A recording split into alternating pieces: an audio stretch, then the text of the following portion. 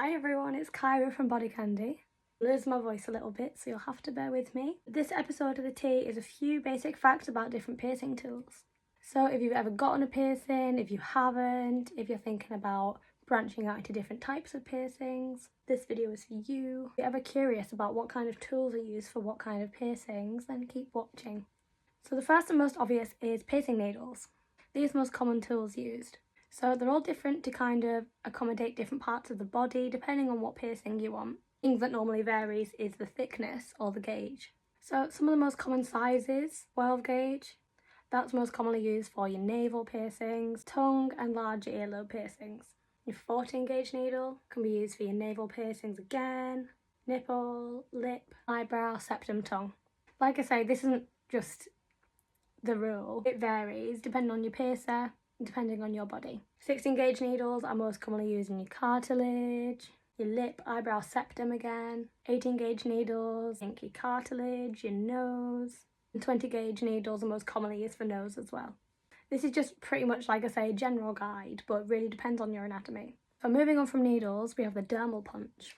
A dermal punch is essentially a hole punch for piercings. So it's used for dermal, so surface piercings on flat parts of the body. So if you kind of think when people have the collarbones pierced, kind of things like that. Please make sure you go to someone with a lot of experience if you're going to someone that uses dermal punches. So I think everyone's aware of piercing guns.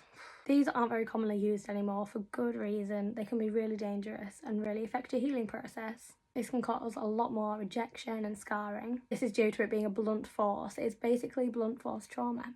They are most commonly used for lobe piercings, but it has been known for people to use them for nose piercings, which is quite disturbing. Most professional piercers don't really opt for these because they know the damage that can come with them. A lot of these can also be unsanitizable, so choose wisely. Another tool that you'll probably encounter is forceps clamps. Obviously, while these don't actually pierce the skin themselves, they are very, very commonly used when getting a range of piercings. This is used to hold the tissue in place and line up the piercing when the needle is going through. For example, you'd put it each side of your septum, cartilage on your ear, your tragus, lip. These are also used to keep the area sterile. You'll probably also come across sterile pens used to mark your piercings. Alcohol swabs as well to clean them. So that's pretty much everything for this episode of The Tea. Thank you so much for watching. See you on the next one.